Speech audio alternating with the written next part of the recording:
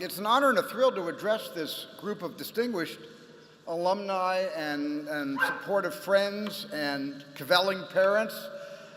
We've all gathered to share in the joy of this day, so please join me in congratulating Harvard's class of 2016.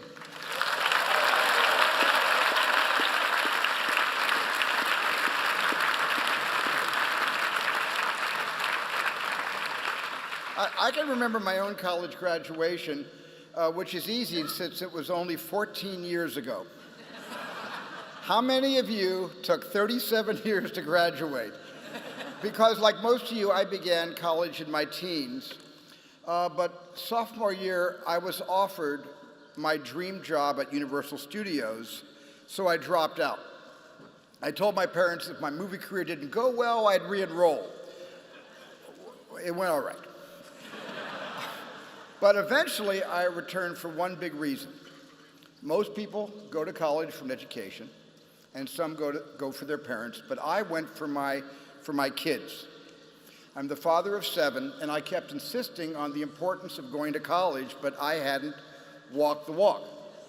So in my 50s, I re-enrolled at Cal State Long Beach, and I earned my degree.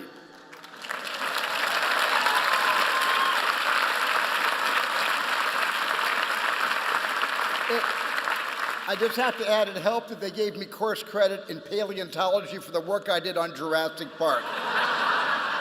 That's 3 units for Jurassic Park. Thank you. Well, I left college because I knew exactly what I wanted to do, and some of you know too, but some of you don't. Or maybe you thought you knew but are now questioning that choice. Maybe you're sitting there trying to figure out how to tell your parents that you want to be a doctor and not a comedy writer. Well, what you choose to do next is what we call in the movies the character-defining moment. Now, these are moments you're very familiar with, like in the last Star Wars, The Force Awakens, when Rey realizes the Force is with her, or Indiana Jones choosing mission over fear by jumping into a pile of snakes. Now, in a 2-hour movie, you get a handful of character-defining moments, but in real life, you face them every day. Life is one strong, long string of character-defining moments. And I was lucky that at 18, I knew what I exactly wanted to do, but I didn't know who I was. How could I, and how could any of us? Because for the first 25 years of our lives, we are trained to listen to voices that are not our own. Parents and professors fill our heads with wisdom and information, and then employers and mentors take their place and explain how this world really works. And usually these voices of authority make sense, but sometimes doubt starts to creep into our heads and into our hearts, and even when we think that's not quite how I see the world, it's kind of easier just to nod in agreement and go along, and for a while I let that going along define my character, because I was repressing my own point of view, because like in that Nilsson song, everybody was talking at me so I couldn't hear the echoes of my mind. And at first, the internal voice I needed to listen to was hardly audible, and it was hardly noticeable, kind of like me in high school. But then I started paying more attention, and my intuition kicked in. And I want to be clear that your intuition is different from your conscience. They work in tandem, but here's the distinction. Your conscience shouts, here's what you should do, while your intuition whispers, here's what you could do. Listen to that voice that tells you what you could do. Nothing will define your character more than that. Because once I turned to my intuition and I tuned into it, certain projects began to pull me into them, and others I turned away from. And up until the 1980s, my movies were mostly, I guess, what you could call escapist. And I don't dismiss any of these movies, not even 1941. Not even that one. And many of these early films reflected the values that I cared deeply about, and I still do. But I was in a celluloid bubble because I'd cut my education short My worldview was limited to what I could dream up in my head, not what the world could teach me. But then I directed The Color Purple, and this one film opened my eyes to experiences that I never could have imagined, and yet were all too real. This story was filled with deep pain and deeper truths, like when Shug Avery says, "Everything wants to be loved." My gut, which was my intuition, told me that more people needed to meet these characters and experience these truths. And while making that film, I realized that a movie could also be a mission. I hope all of you find that sense of mission. Don't turn away from what's painful. Examine it, challenge it. My job is to create a world that lasts 2 hours. Your job is to create a world that lasts forever. You are the future innovators, motivators, leaders, and caretakers. And the way you create a better future is by studying the past. Jurassic Park writer Michael Crichton, who graduated from both this college and this medical school, liked to quote a favorite professor of his who said that if you didn't know history, you didn't know anything. You were a leaf that didn't know it was part of a tree. So history majors, good choice. You're in great shape. Not in the job market, but culturally. The rest of us have to make a little effort. Social media that we're inundated and swarmed with is about the here and now. But I've been fighting and fighting inside my own family to get all my kids to look behind them, to look at what already has happened. Because to understand who they are is to understand who we were and who their grandparents were, and then what this country was like when they emigrated here. We are a nation of immigrants, at least for now. So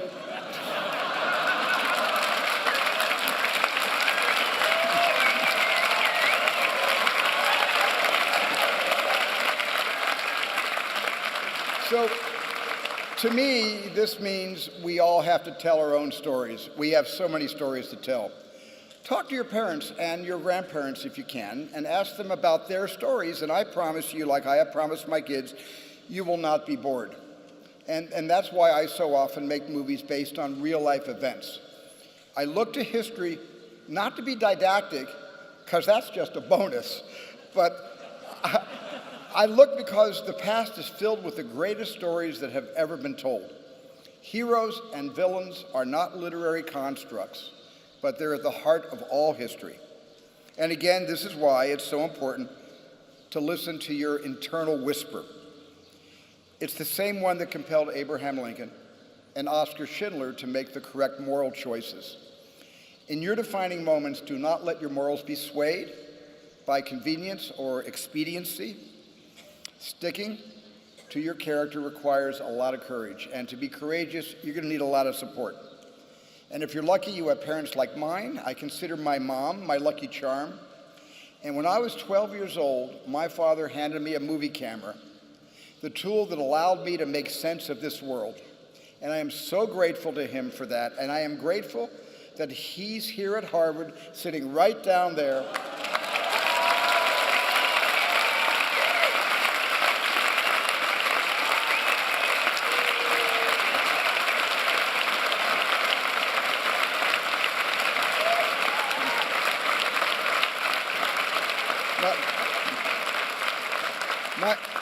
My dad is 99 years old,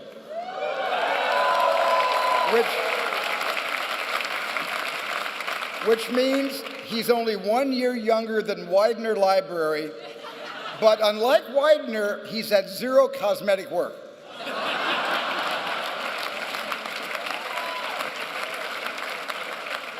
And Dad, there's a lady behind you, also 99. I'll introduce you after this is over, okay? Great. But look, if your family's not always available, there's backup. Near the end of It's a Wonderful Life, you remember that movie, It's a Wonderful Life? Clarence the Angel inscribes a book with this: "No man is a failure who has friends." And I hope you hang on to the friendships you've made here at Harvard. And among your friends, I hope you find someone you want to share your life with.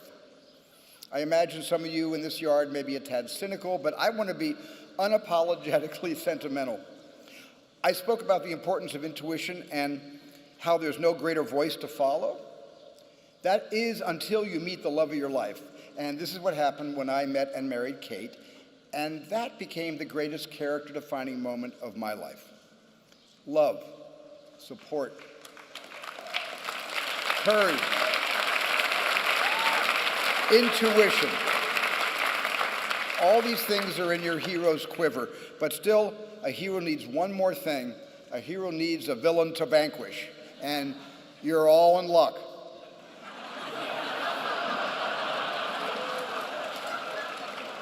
This world is full of monsters, and there's racism, homophobia, ethnic hatred, class hatred, there's political hatred, and there's religious hatred. As a kid, I was bullied for being Jewish.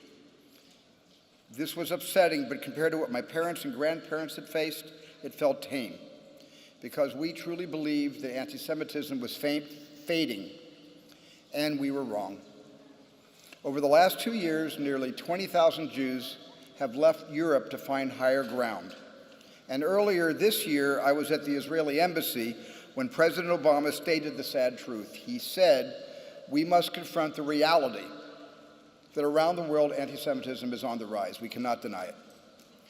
My own desire to confront that reality compelled me to start in 1994 the Shoah Foundation, and since then we've spoken to over 53,000 Holocaust survivors and witnesses in 63 countries and taken all their video testimonies.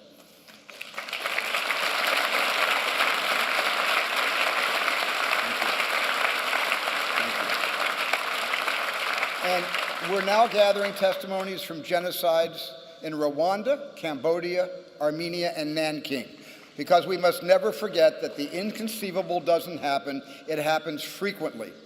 Atrocities are happening right now. And so we wonder not just when will this hatred end, but how did it begin? Now, I don't have to tell a crowd of Red Sox fans that we are wired for tribalism, but beyond rooting for the home team, tribalism has a much darker side. Instinctively, and maybe even genetically, we divide the world into us and them. So the burning question must be, how do all of us together find the we? How do we do that? There's still so much work to be done, and sometimes I feel the work hasn't even begun. And it's not just anti-Semitism that's surging, Islamophobia is on the rise too, because there's no difference between anyone who is discriminated against, whether it's the Muslims or the Jews or minorities on the border states or the LGBT community. It is all big one hate. And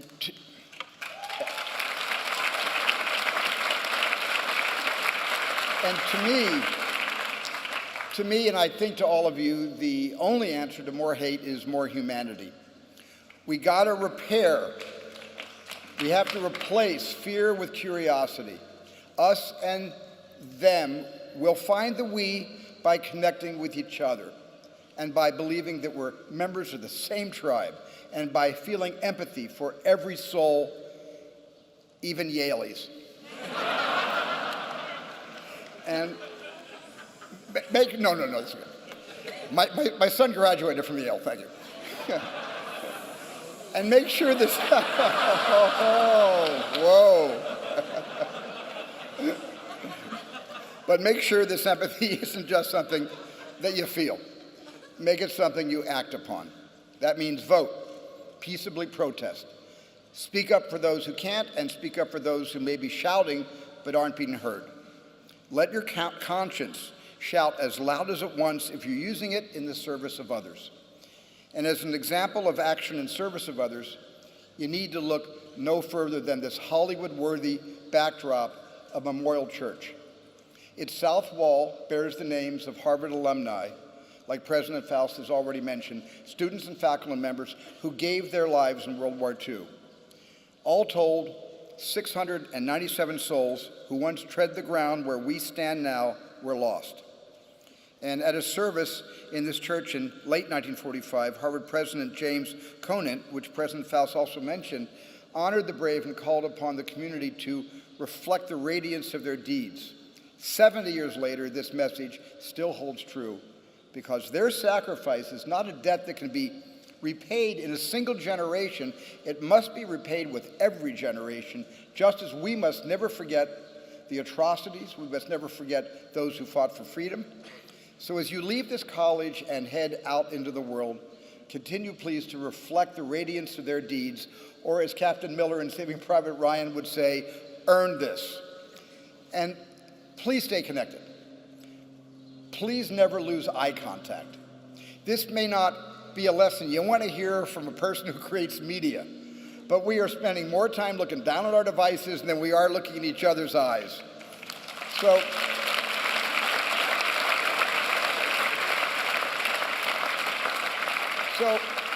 forgive me, but let's start right now. Everyone here, please find someone's eyes to look into. Students and alumni, and you too, President Faust. All of you, turn to someone you don't know or don't know very well. They may be standing behind you or a couple of rows ahead. Just let your eyes meet. That's it. That emotion you're feeling is our shared humanity mixed in with a little social discomfort. But if you remember nothing else from today, I hope you remember this moment of human connection. And I hope you all had a lot of that over the past 4 years, because today you start down the path of becoming the generation on which the next generation stands. And I've imagined many possible futures in my films, but you will determine the actual future, and I hope that it's filled with justice and peace. And finally, I wish you all a true Hollywood-style happy ending. I hope you outrun the T-Rex, catch the criminal, and for your parents' sake, maybe every now and then, just like E.T., go home.